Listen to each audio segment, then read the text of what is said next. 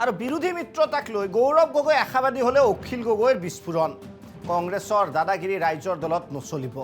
এনেধৰণৰ দাদাগিৰি অসম গণ পৰিষদৰ লগত পাৰিব। আমি স্বাভিমানী জাতীয়তাবাদী আঞ্চলিক দল। সন্মান প্ৰদৰ্শন কৰিলেহে মিত্ৰতা থাকিব, আলোচনা নকৰি মুখ উফন্দাই থাকিল। যে যি সময়ত কংগ্ৰেছ দলে মিত্ৰতাৰ কাৰণে একেবাৰে ভবা নাছিলে, একদম মিত্ৰতাৰ কথাটো ক'লেই এঙাই দিয়ে আৰু সেই সময়ত জাতীয়তাবাদী বুলি কোৱা আমাৰ ৰূপজ্যোতি কি কয় আমাৰ লুৰুণজ্যোতিহঁতে এক পাৰৰ কাৰণে কংগ্ৰেছক প্ৰেছাৰাইজ কৰিলে। বামপন্থী বুলি কোৱা পাৰ্টিবিলাকেও একবাৰৰ কাৰণেও প্ৰেছাৰাইজ কৰিলে। আমি একেলগে থাকিব খোজোঁ। আমি আঞ্চলিকতাবাদী শক্তিবিলাক, বাওঁ শক্তিবিলাক, শ্ৰমজীৱী মানুহৰ পাৰ্টিবিলাক আমি চব একলগ হ'ব লাগে। কংগ্ৰেছ ৰাষ্ট্ৰীয়তাবাদী দল। কংগ্ৰেছৰ পিছে পিছে ঘূৰি ফুৰিলে কি লাভ হ'ব কওক? আমিহে ঐক্যবদ্ধ হ'ব লাগে। আমিহে লগ লাগি কংগ্ৰেছক প্ৰেছাৰাইজ কৰিব লাগে। কংগ্ৰেছৰ পিছে পিছে ঘূৰি থাকিলে অসমীয়া জাতিৰ কিবা উন্নতি হ'ব নেকি কওক? সেইকাৰণে মই স্পষ্টকৈ কওঁ যে ৰাইজৰ দলে অখিল গগৈ কেতিয়াও অতুল বৰা নহয়। যি সময়ত কথা পাতিব লাগিছিলে সেই সময়ত মুখ উফন্দাই থাকিলে, আৰু যি সময়ত আমি আঁতৰি দিছোঁ তাৰপিছত অকল বৈঠক পাতিম কৈ থাকিম, এইটো কেনেকৈ হ'ব? যেতিয়া আমি কৈ আছিলোঁ যে আহক বহি লওঁ, আমি বিজেপিক হৰুৱাওঁ, একেলগে কথা পাতোঁ, আপোনালোকে আমি 25,000 ভোট পোৱা, কংগ্ৰেছে 5,000 ভোট পাইছিলে, আমি 25,000 ভোট পাইছিলোঁ, ডিএমঅ সমষ্টিক বিচাৰিছে দি দিছোঁ, যাওক লৈ লওক, আমি বিজেপিক খেদিব লাগে, আমি এৰি দিছোঁ। কিন্তু আমি 15টা সমষ্টিৰ ভিতৰত মাত্ৰ 4টা পালোঁ, আৰু তাৰ পাছত 5খন আসন বিচাৰিছিলে যে ডিংটো দিয়ক, এৰি নিদিয়ে। এনেকুৱা ধৰণৰ দাদাগিৰিয়েতো আৰু ৰাইজৰ দলৰ লগত নোৱাৰিব। এইবোৰ অসম গণ পৰিষদৰ লগত পাৰিব, আৰু কেইবাটাও এনেকুৱা ধৰণৰ আঞ্চলিক দল আছে নহয়, তেওঁলোকৰ লগত পাৰিব পাৰে, আমাৰ লগত নোৱাৰে। আমি হ'লোঁ স্বাভিমানী জাতীয়তাবাদী আঞ্চলিক শক্তি আৰু প্ৰগতিশীল শ্ৰমজীৱী মানুহৰ পক্ষত, দুখীয়া মানুহৰ পক্ষত থকা হিমন্ত বিশ্ব শৰ্মাক ৰঙা চকু দেখুৱাব পৰা আঞ্চলিকতাবাদী শক্তি। আমি কি কেয়াৰ কৰিম?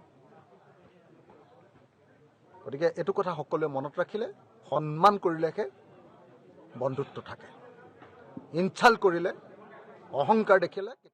আৰু বিৰোধী মিত্ৰতাক লৈ গৌৰৱ গগৈ আশাবাদী হলে অখিল গগৈৰ বিস্ফোৰণ। কংগ্ৰেছৰ দাদাগিৰি ৰাইজৰ দলত নচলিব। এনেধৰণৰ দাদাগিৰি অসম গণ পৰিষদৰ লগত পাৰিব। আমি স্বাভিমানী জাতীয়তাবাদী আঞ্চলিক দল। সন্মান প্ৰদৰ্শন কৰিলেহে মিত্ৰতা থাকিব, আলোচনা নকৰি মুখ উফন্দাই থাকিল।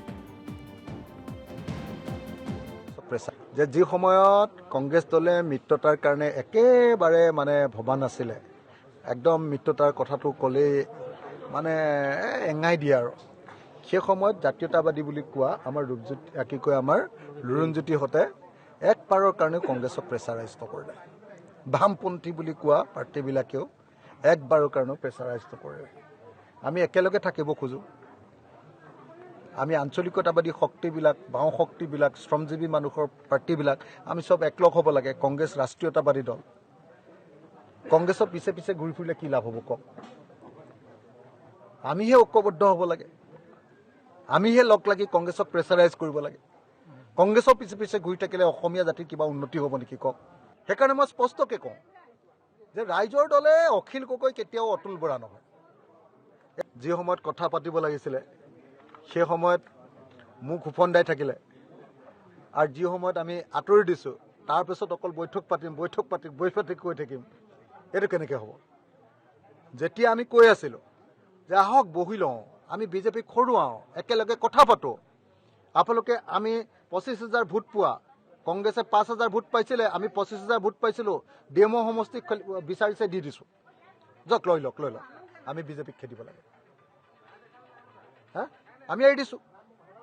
কিন্তু আমি 15টা সমষ্টিৰ ভিতৰত মাত্ৰ 4টা পালোঁ, আৰু তাৰ পাছত 5খন আসন বিচাৰিছিলে যে ডিংটো দিয়ক, এৰি নিদিয়ে। এনেকুৱা ধৰণৰ দাদাগিৰিয়েতো আৰু ৰাইজৰ দলৰ লগত নোৱাৰিব। এইবোৰ অসম গণ পৰিষদৰ লগত পাৰিব, আৰু কেইবাটাও এনেকুৱা ধৰণৰ আঞ্চলিক দল আছে নহয়, তেওঁলোকৰ লগত পাৰিব পাৰে, আমাৰ লগত নোৱাৰে। আমি হ'লোঁ স্বাভিমানী জাতীয়তাবাদী আঞ্চলিক শক্তি আৰু প্ৰগতিশীল শ্ৰমজীৱী মানুহৰ পক্ষত, দুখীয়া মানুহৰ পক্ষত থকা হিমন্ত বিশ্ব শৰ্মাক ৰঙা চকু দেখুৱাব পৰা আঞ্চলিকতাবাদী শক্তি। আমি কি কেয়াৰ কৰিম? গতিকে এইটো কথা সকলোৱে মনত ৰাখিলে, সন্মান কৰিলেহে বন্ধুত্ব থাকে। ইনচাল্ট কৰিলে, অহংকাৰ দেখিলে